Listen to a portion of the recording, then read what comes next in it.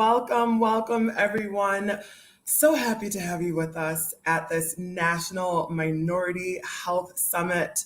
My name is Joyce Jose, and I am a civil rights attorney in Chicago. I am also a public speaker and a mental health advocate. I have a show on BDO called Cultivate Your Mental Health, but today is not about me. As y'all know, you are joining on the mental health portion of our summit today. And I have so many esteemed panelists with me. I'm excited. I Googled every single one of them. I've met them before and was still just lost in their accolades and their accomplishments. We are in the presence of excellence. So buckle up, get your comments ready. We are going to talk about all things mental health and relationships. But before we go deeper, it would be my honor to briefly introduce the folks that we have here. We may have a couple people join, so let's get the conversation going. We have Dr. Christy Jackson. She is a psychiatrist who currently serves as a medical director of utilization management. We also are blessed enough to have Dr. Rhonda Maddox, who is also a psychiatrist. She's actually also a physician speaker and host of BDO's I'm Not Crazy, But.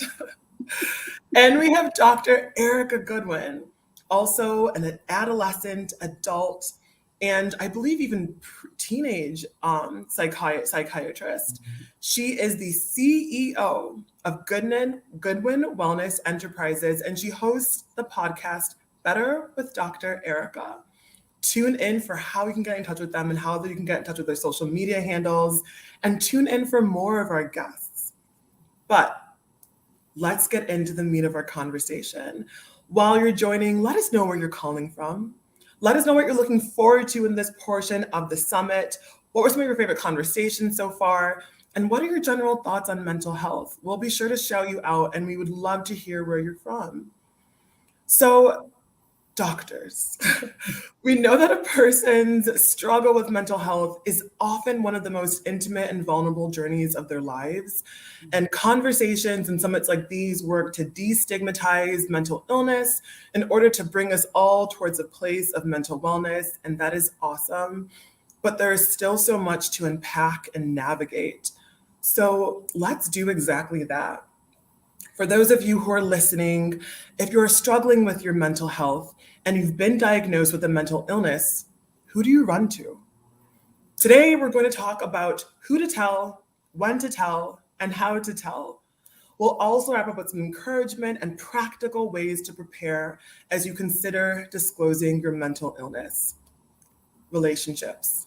Let's dig in together. I would love to start the conversation with Dr. Maddox, but please, everyone chime in as you see fit.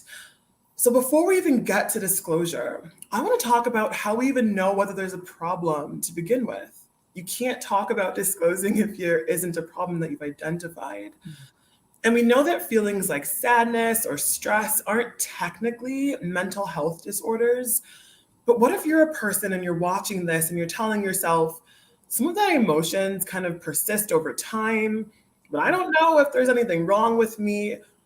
When should a person check in with a mental health professional? That is a great question. And I'm going to start with many times we have no insight into ourselves, and it's our friends and family who will say, hey, I think something is wrong. If you notice that you're not sleeping well, that you're present, but you're not available, you're not able to get your tasks done, you're snapping at people, you're having thoughts, I would be okay if I wasn't even here. Those kinds of thoughts let you know. But many times I've found that the people around us who love us, who are courageous enough to have the challenging conversation and say, I've noticed you're not yourself. You're snapping at people. You're not turning in your assignments on time. You are normally on time, and now you're coming in at a couple of hours later. You're always calling in. The people around us will frequently give us insight that it's time. Any other thoughts on when a good time to check in with the mental health professional? Is there any such thing as it being too early or too soon? That would be a no. There is no too Agreed. early or too soon. I'm a huge fan of the mental health checkup. Just as you would go see your primary care doctor for a physical, if you have a question, is something wrong, go ahead and see one of us. We can always tell you you're okay. Hmm. That's always an option, but I think a lot of times people don't utilize our services until it's a crisis. And just as, when people, if you catch diabetes early, or if you catch high blood pressure early, or any of those kinds of things, you can do a small change and it has a big impact, and it doesn't take a lot to get you back to normal. And if you see one of us when you're feeling stressed, overwhelmed, or just have a question of, is how I'm feeling cool, we can help out. And if everything's okay, I think all of us are comfortable saying you're good. Hmm. I love how you talk about it as almost like you'd get your annual checkup. It's as regular as just like getting checked up, getting your blood work done. That's as regular, Dr. Goodwin, as getting your mind checked, getting in touch with where you are at mentally. Any thoughts, Dr. Jackson, or some symptoms that you've seen where people normalize, especially in our community? We love to normalize a lot Mhm. of things. I grew up normalizing a lot of symptoms. What are some symptoms that you've seen that maybe normalized or underlooked? Some of the things that Dr. Maddox mentioned earlier, I would like to say in full agreement with what Dr. Goodwin said. I literally said to someone yesterday on a telehealth platform that I've never met a person that can't benefit from talking to a therapist, Hmm. a human.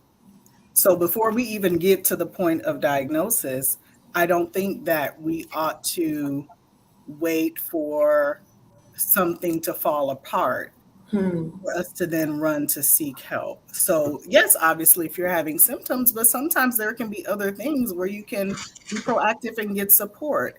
Um, Unfortunately, I've walked with enough people that have experienced things like loss of a parent, Hmm. loss of a child. We're not supposed to be built to be okay with watching someone we love close die slowly or suddenly.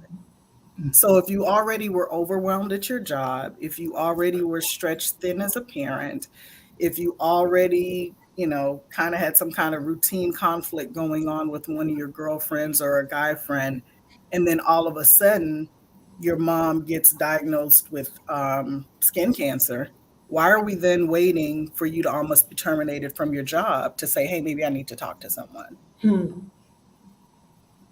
In my opinion, if cost is not the prohibitive factor, I think individuals can kind of look at their regular life and the things that might make them feel overwhelmed. I would rather a therapist tell me, "Oh, you're fine, go home," than me tell myself that. And Right. to echo what Dr. Jackson has said, many times I will say, you should see a therapist or a counselor at least 4 times a year, whether you have a mental health diagnosis or not. And if you think about it, no, follow me here. If you think about it, at least every 3 months, you've had a falling out with a friend, you've encountered some conflict at work, Mm. you are encountering conflict at home with your partner, somebody you know has died, maybe things are not going well with your children, but something has happened. And what you want is a safe place that you can release and be yourself to someone who does not have an agenda. Now, if I'm thinking about looking for another job and my parents live with me and I'm their primary source of income, then certainly they may discourage me. But if I'm talking to someone who has who cares not whether whatever I do, but I'm just able to talk to them about my heart, then I'm more likely to get an accurate reflection of what's best for me. And they don't give good therapists many times don't give you the solution. They ask you questions to pull the best solution out for you that's aligned with your values. I've never met a person that couldn't benefit from therapy. Mhm. That was a powerful quote, Dr. Jackson. And again, every 3 months is even more than I was considering, but that is so true. If we think of just the seasons of our lives and a lot of the things that we may think is normal, a lot of the stresses that we may face that are normal, and maybe they even are, it doesn't mean that they don't have adverse effects um, on our health. So I really appreciate framing the discussion in this way, and again, I will continue to use the word normalize because we need to normalize what's happening with our minds. It is a part of our health. So don't wait until something is entirely broken. Absolutely. Check in often. So let's say that you've checked in and you've gotten a diagnosis. What then? I will never forget being in law school and being diagnosed with generalized anxiety and then being like, I don't have time to have anxiety. I have to go study. What are some initial barriers to disclosure that you all have seen in your practice as professionals? What keeps people from talking about their diagnosis?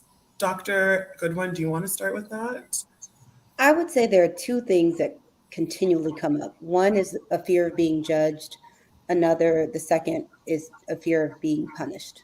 And I feel like most of the time, everything falls into those two buckets of being judged or being punished. And no one wants to feel judged, and nobody wants to feel like they're going to get a negative consequence for a health condition. Right. Can I ask something, a follow up to that?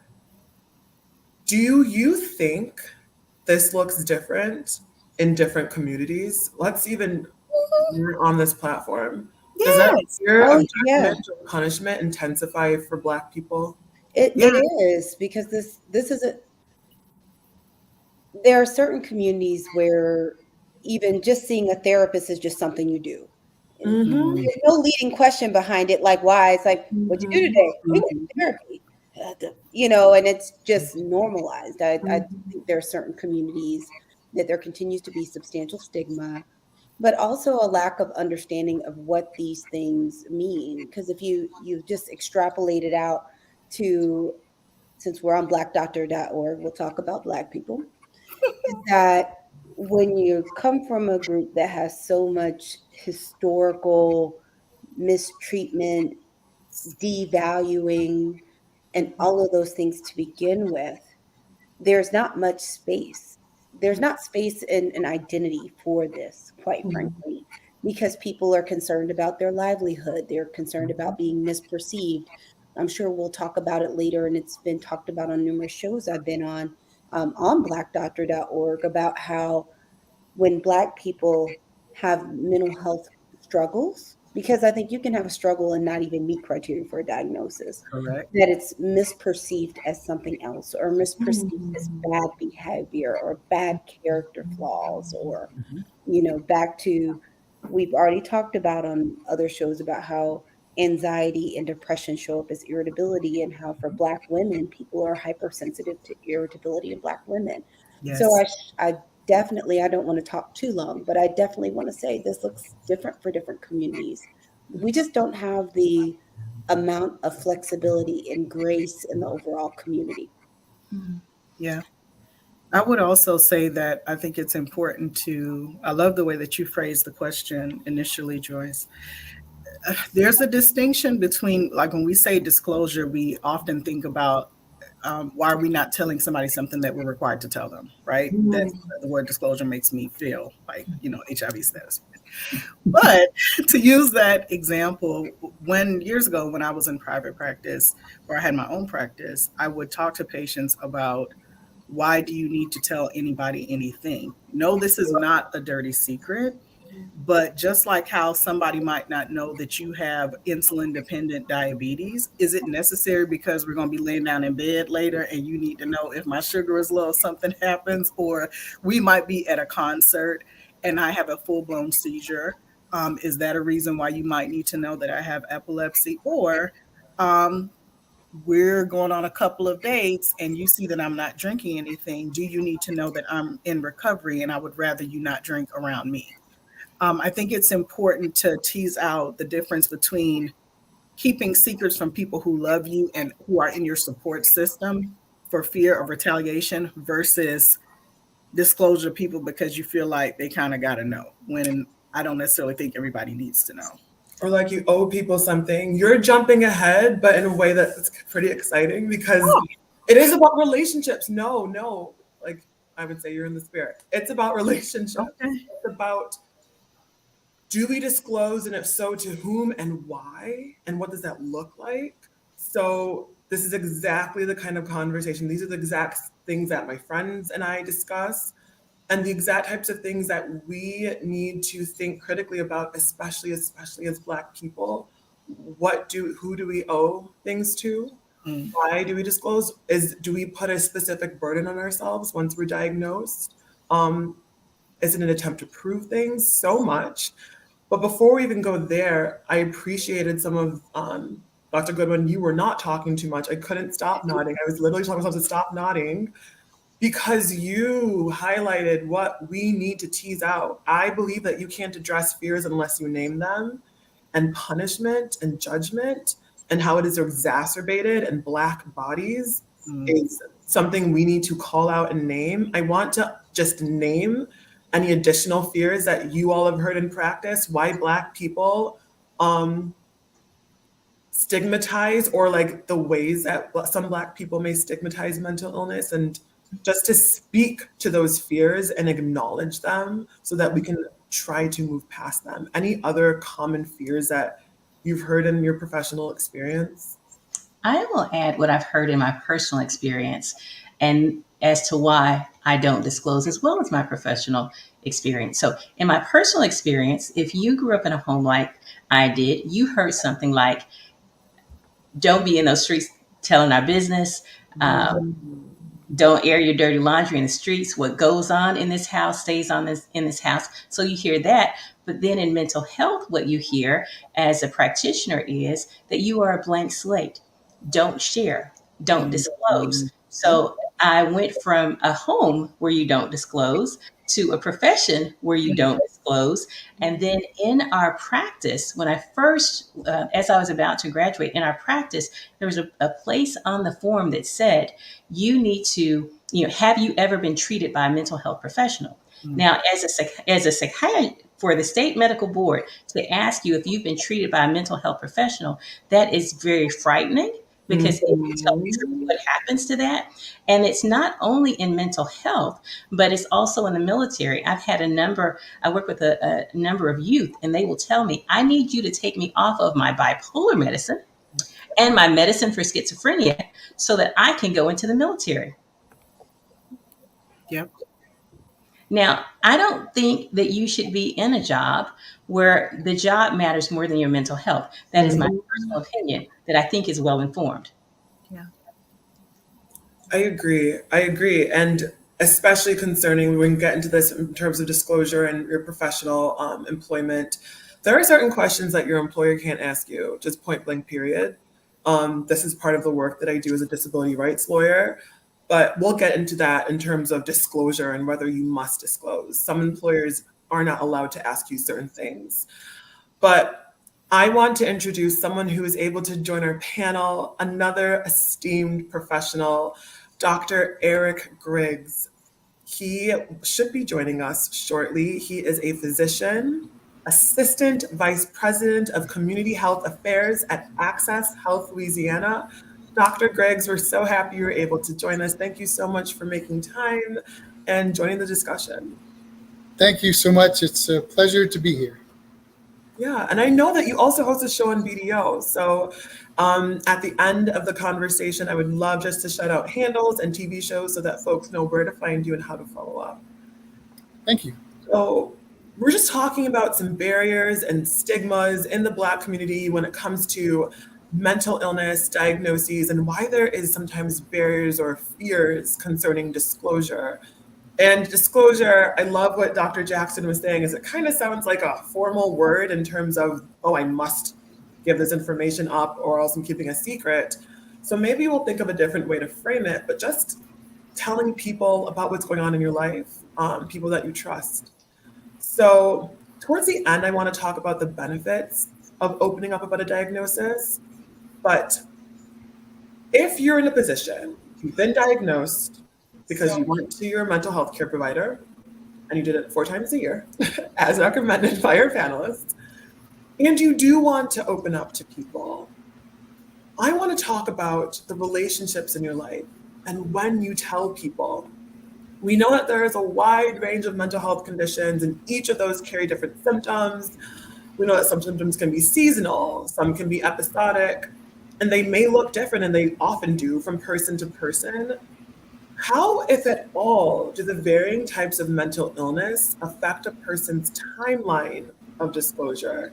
And I'm thinking about this. Let's first start with our personal relationships. So, how does the varying types of mental illness diagnoses potentially affect when a person talks about their diagnosis? I'll do the first. Go ahead, Dr. Goodwin.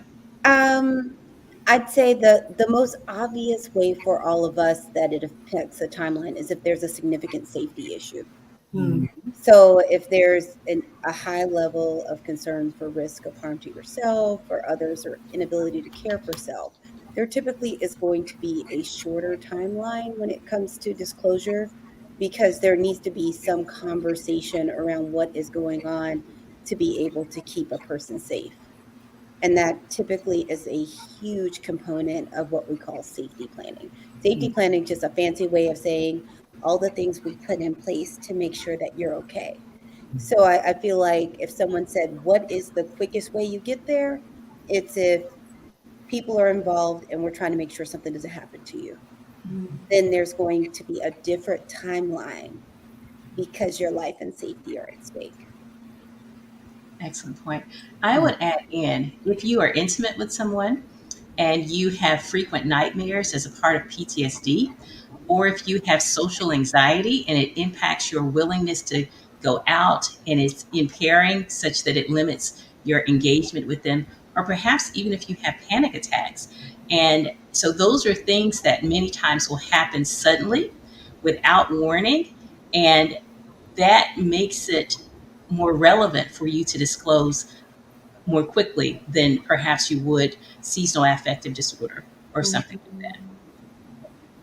I would only add that it's important to consider how your treatment journey is impacting the relationships, right? So if you're a person that is recently diagnosed with a primary anxiety disorder, even if it's depression, if you notice that there are things that were previously okay, or things that were going on in your friend circle in your personal life that are kind of working against what you and your treatment provider are working towards, i.e., I realize that every time I go out and have more than 2 or 3 drinks with the girls, the next day the negative self-talk starts and it drags me down to the pit of hell, whatever, culturally speaking. Therefore, it's not that I've changed or I'm brand new. It's, listen, I love you guys to life, but I'm just trying to work on getting some things together. So I can't really go hard on girls' night like I used to. Not necessarily because I'm too good to drink or I'm saying anything about you, but how I feel the next day is not working out for me right now with the treatment plan that I'm on. It would be the same as if you decided that you wanted to be doing, I don't know what that diet for E2M.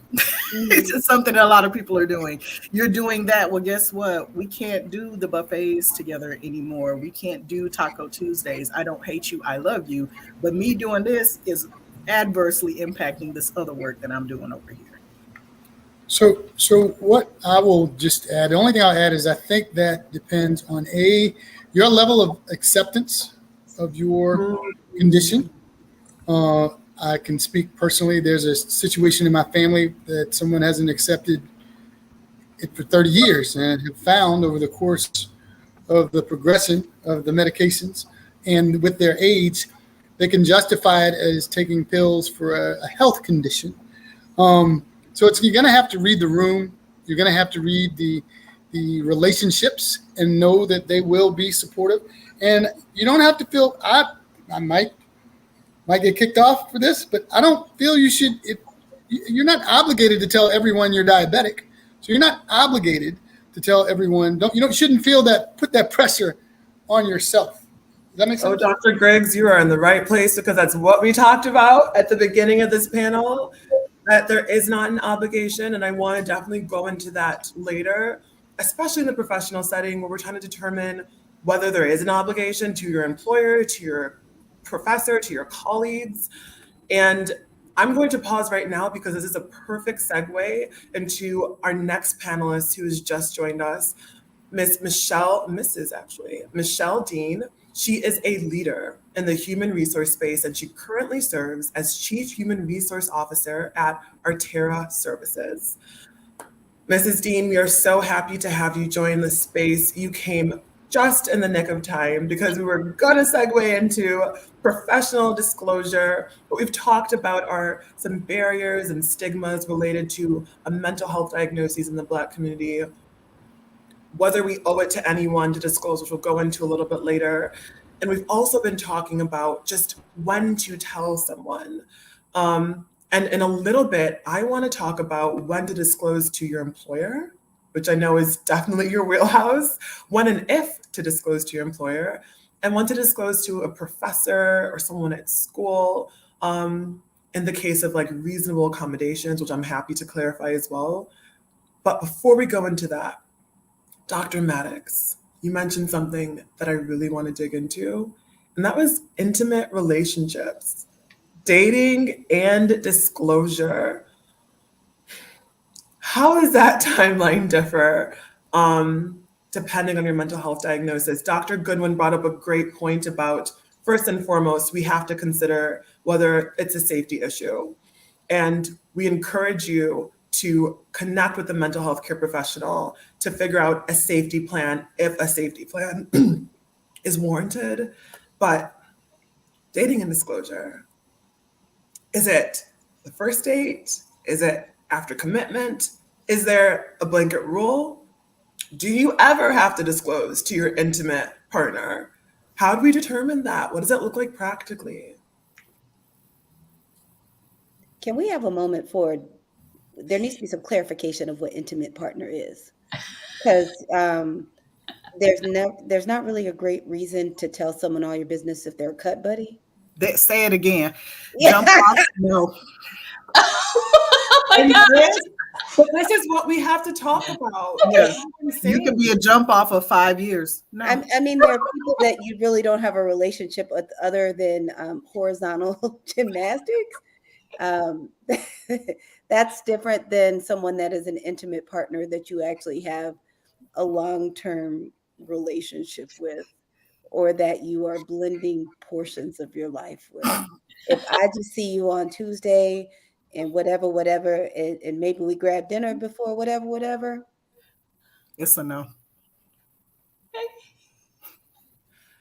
Intimate partner, romantic partner. I bring this up because we are in the season of a lot of virtual dating.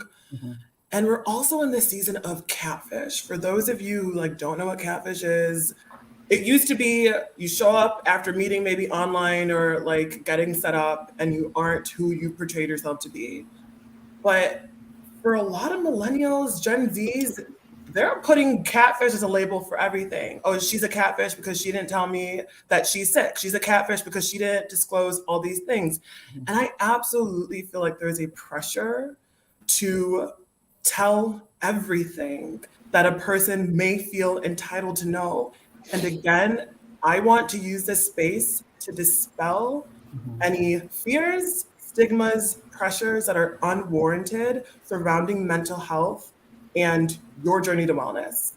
So Dr. Goodwin talked about, look, there's a cut buddy and there's an intimate partner, and those are different. There is someone that I'm forming my life with, sharing parts of my life with, and that's different than the casual, occasional person that I'm meeting up with. So in that sense, no, you don't have to disclose to the person that you aren't sharing your life with. Are there any other thoughts? What if it's like a great first date and there are butterflies and you think you're going to marry the person? This isn't Love is Blind. Or Married at First Sight. I'm sorry, I gotta fix my face. No, you don't. I spent too much time at work today.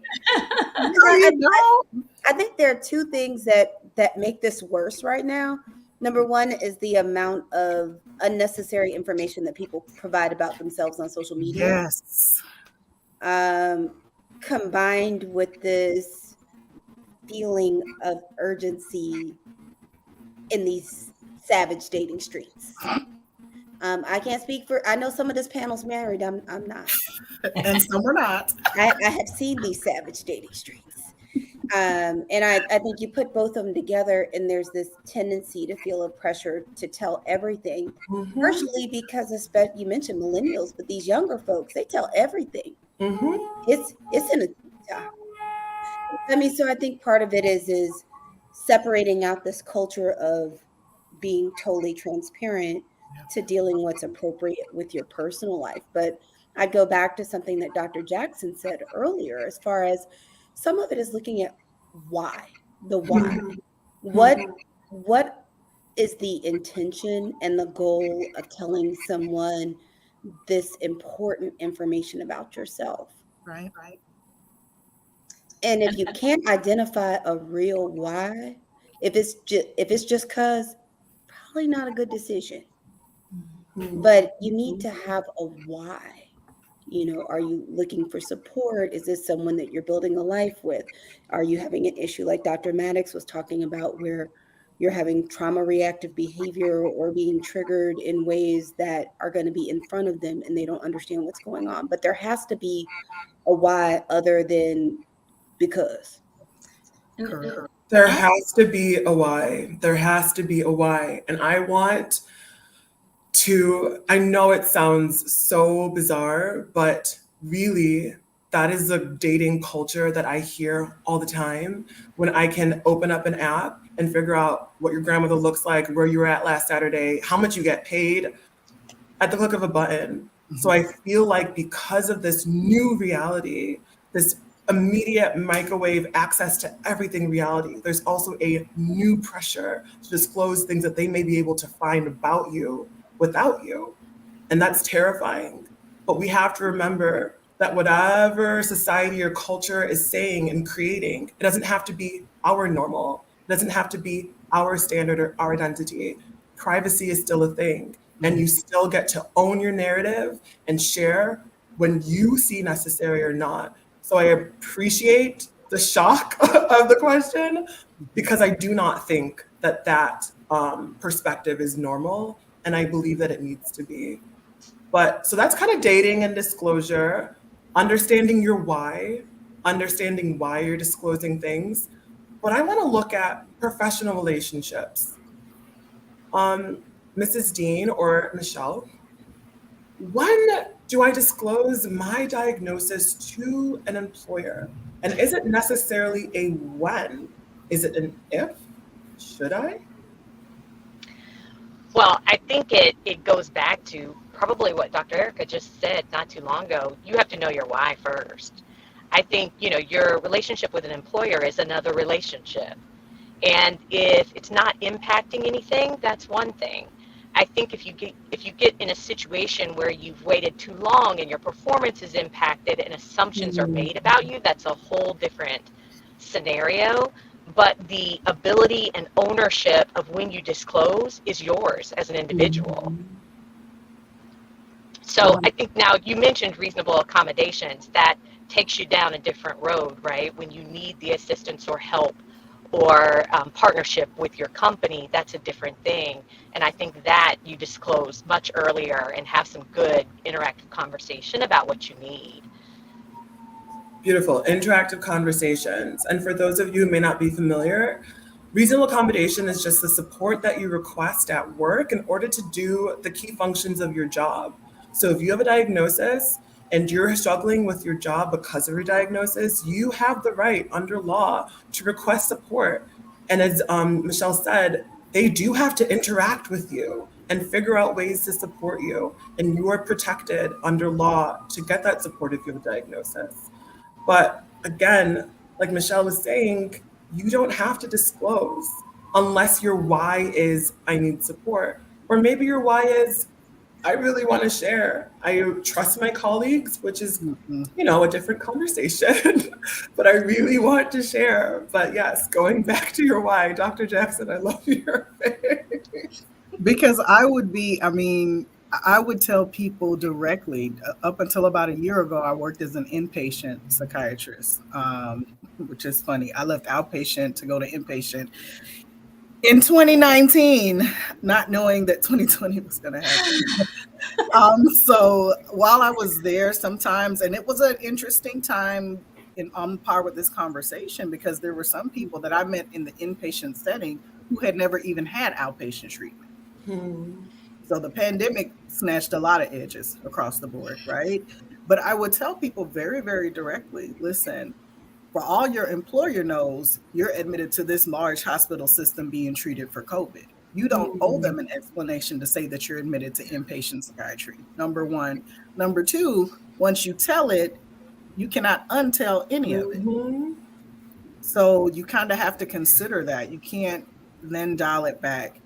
Number three, this is a controversial opinion, but I would say that because the two things are very separate, and I don't want to get my wrist slapped by the attorney or the HR officiant, but I would tell somebody in private practice, if you're not comfortable with these people asking me for your actual notes, like to read documentation of our conversation today, I need you to think really hard about whether or not you even need to tell them we talked. Because if obviously I can't release it without your consent, but if you would gasp at the thought of them actually reading the documentation, then you need to think seriously about whether or not they need to know you're in treatment. And my first rule of thumb is for you to make peace with your diagnosis. So if you are uncomfortable with it, then you don't want to share, because if you share with a person who is not safe, then that is devastating. Yep. And so the first rule of thumb for me is for you to make peace with it, for you to connect with your therapist. A lot of people will connect with pastors or people in ministry. And while I think very highly of people in ministry, what I will tell you is that there are no standard regulations for many of them. And Hmm. so the the um, the standard of confidentiality may not be in place. They may share your business. The standard of then crafting a sermon that is all about how depression is demonic. I mean, and so there's no standard. So be very cautious with who you share with, because when you share with a licensed mental health professional, you are paying for our confidentiality. Your Yep. information will not show up on Snapchat, Instagram, Facebook, Twitter, or any of that. Determine, We yeah. are no longer serving you. The only way your information will be released is if you request it, or if we are subpoenaed, and we can still do a little bit back and forth with that. But that's how we release your information. If you are all are friends with the same person you were from 5 years old on, then you understand that this is not a problem. But I've had a bunch of other friends since then, and some of them have gone on to share my confidential business that wasn't related to my mental health, but was certainly information I didn't want shared. So be very mindful when you're in vulnerable places to tune into people who you are paying to be confidential. And I love At how the you end of the conversation or towards the end, I want to just kind of fortify people's minds and kind of give them an idea of what to anticipate if they do choose to disclose, which is kind of what we've been touching on now. We obviously can't predict the future, but I do think people need to be hit with some reality of what sharing this intimate information could look like in different spaces. So we're definitely going to circle back to that. Dr. Great Diggs, I know you have a comment as well. I just echo what Dr. Maddox said about, Yeah, oh, pardon me? Oh, of making sure that it's a safe space. Because I think the other determination, especially when you're talking about this type of information in a workplace, is if your workplace doesn't feel safe, the decision you may actually end up talking with your mental health care professional about is potentially going to another workplace Mhm. because it's never going to feel safe for you. Mhm. Sometimes in those cases there's not a huge purpose to give that information, when the main purpose thing you need to do is actually be looking for a job somewhere that you feel like will actually be supportive. Because one of the things I think a lot of us have kind of skirted around is, and Dr. Jackson started talking about, I literally just started working back at a hospital today, working in my pajamas. No, thank you, I'll be back in my pajamas next week. But the thing is we have a lot of people that are coming into mental health treatment that haven't been here before. Mhm. a lot of people that don't really know what to do with this. But part of what's getting a lot of people here is something that you mentioned earlier, Joyce, as far as there's been all of these things going on and everyone starts losing capacity. And where do these capacity things show up? It's kind of, especially for people juggling a lot of things at home and at work. So a lot of the reasons a lot of us are starting to see people having these discussions is because they don't have the capacity to manage all of this and everything at work, because the average person now is not doing a singular job, because we lost Mm-hmm. so many people in the workforce in COVID, either because they died or they became disabled or they just decided this doesn't make me happy, I'm not doing it anymore, I'm going to drive for Uber and play in daisies and throw rainbows by the unicorns. And this is causing a crisis, I have found, especially amongst professionals, because their capacity is tapped. That is, people ask them to do more and more things. Yep. They can't do it. And then they come to us either at the the performance improvement plan, or right before the performance improvement plan, or they're at the point where they're like, I need an FMLA yesterday. Mm-hmm. And that's why I think this discussion is so important, is because people have now hit this place where before a lot of people could muscle through it. They could muscle through work. It might suck outside of work, but for work, they can put their game face on and make it happen.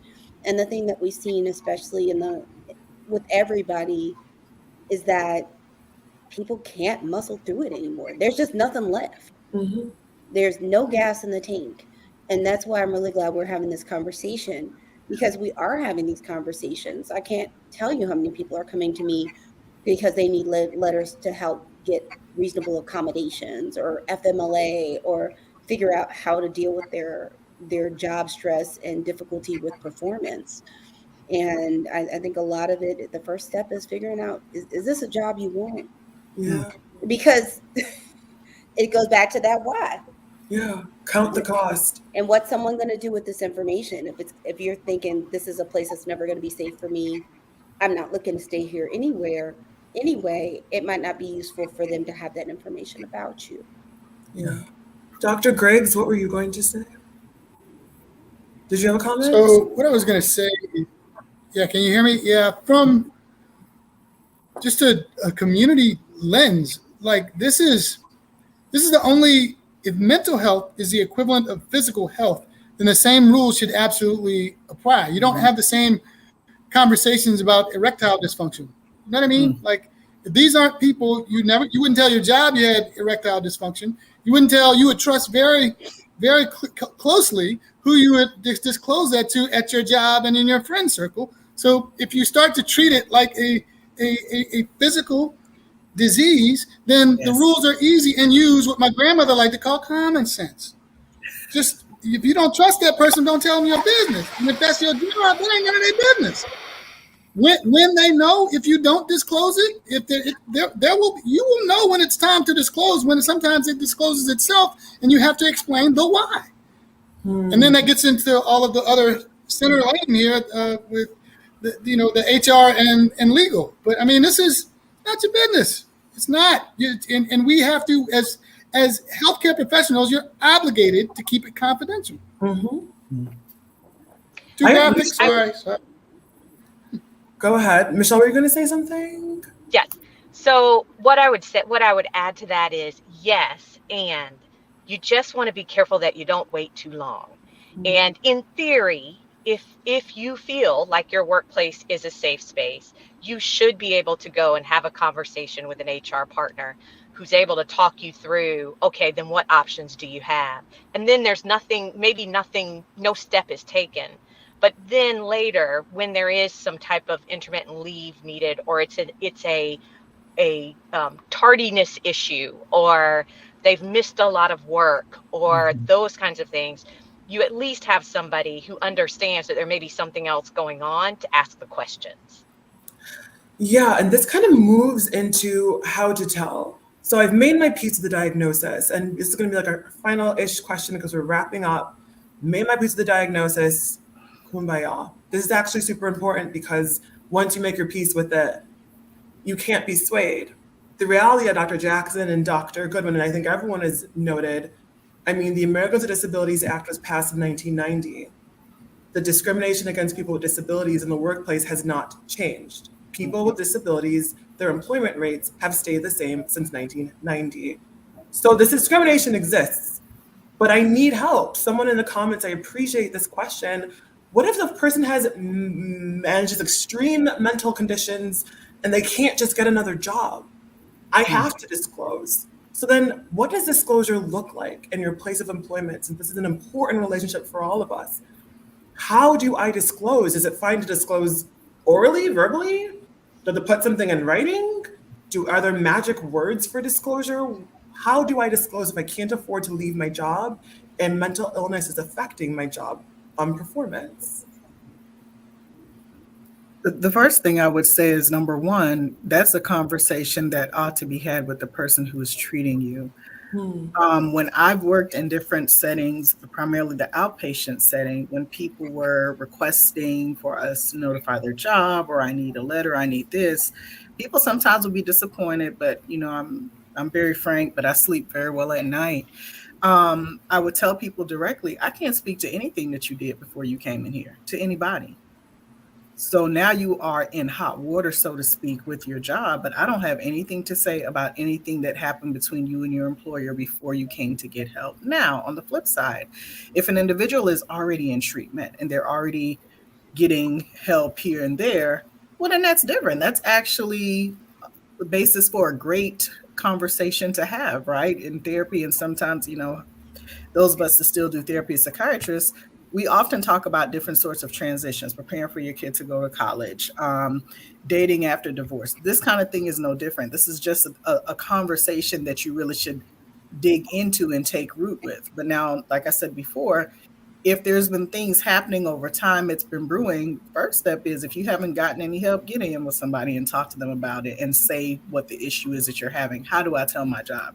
And then they will tell you what the next thing is to do, rather than deciding to tell your job after you cut somebody out and leave someone's office in a blaze of glory, and then now coming in to see a therapist to say, what do I do now? Well, you've already set the fire by yourself. So what is your treatment goal at this point? For you to not get fired or for you to get well? Because those two things are very different.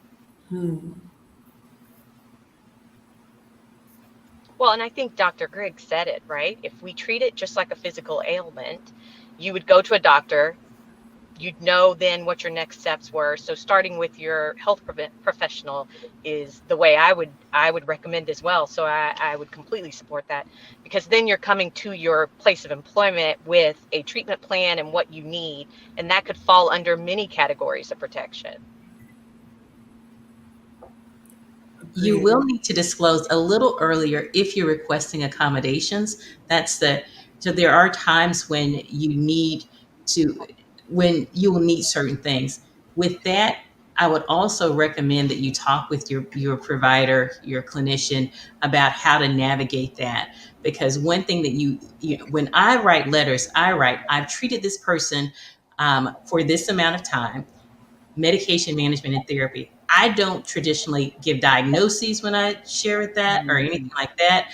And I will make a summary, but I try not to release the records, the notes, for obvious reasons. And so be clear on that piece of why before you share. Are you sharing for accommodations? Then you need to come out earlier. But otherwise, are you sharing so that you don't get fired? Well, misstep. But but perhaps you can recover. Back to it. And I would say, especially because I feel like I've done an outrageous amount of FMLA and accommodations since COVID has happened, that were all appropriate. I will not do them if they're not appropriate. But, I think it's fair, and this is something I do with my patients, is we talk through what the goal is, what we're doing, how much information may be necessary, because I think the other thing is getting FMLA has changed a lot since 10 years ago. I mean, 10 years ago, you could say they need FMLA, deuces, and they get FMLA.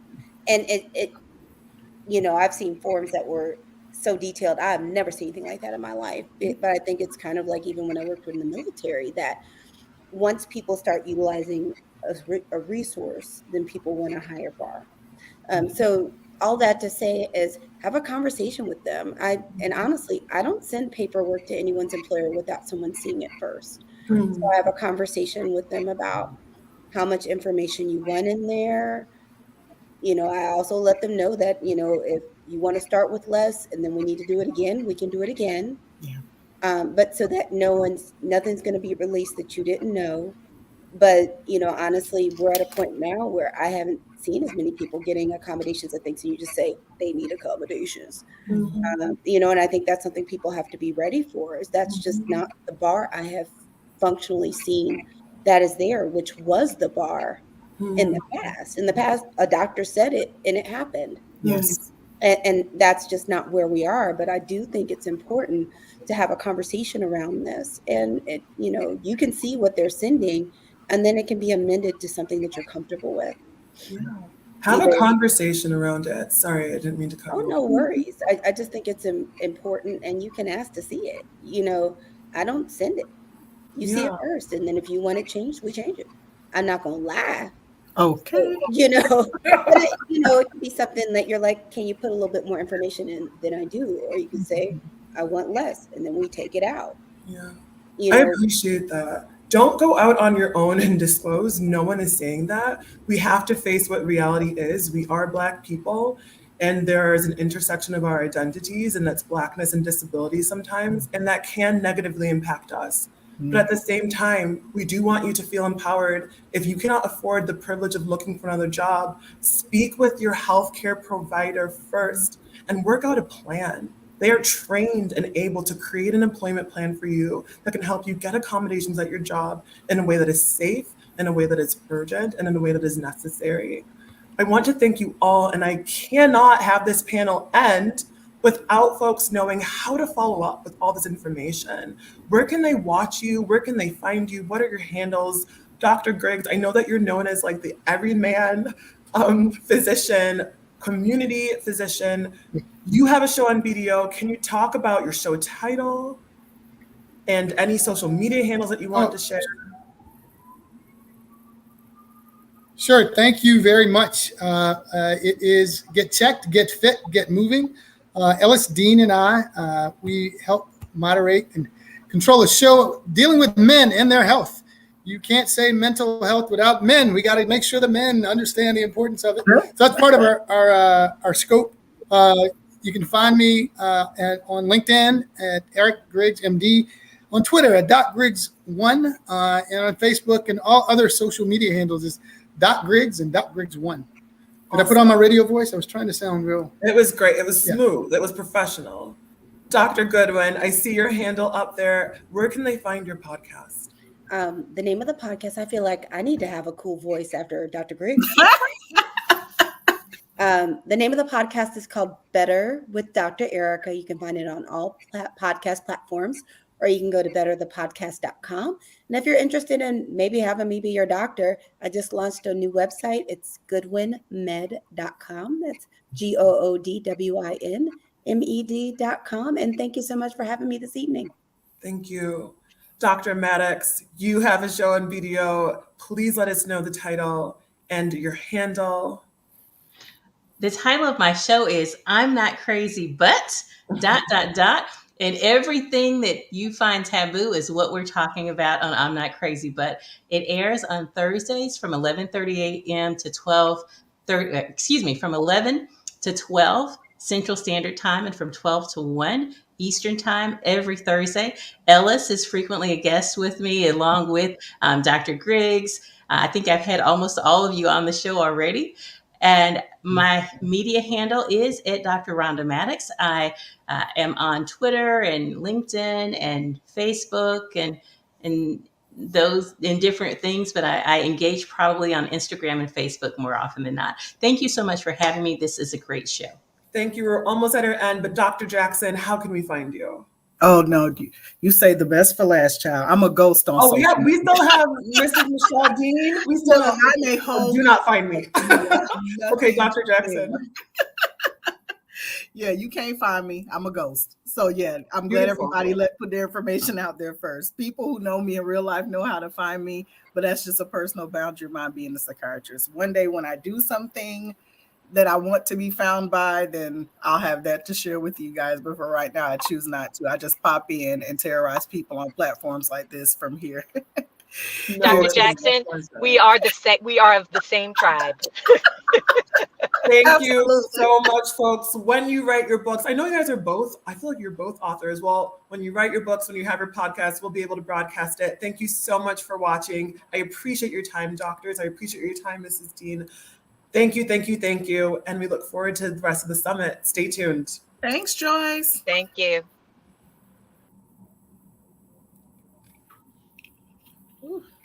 I appreciate y'all. I appreciate you, Dr. Good. I know you just came in. Dr.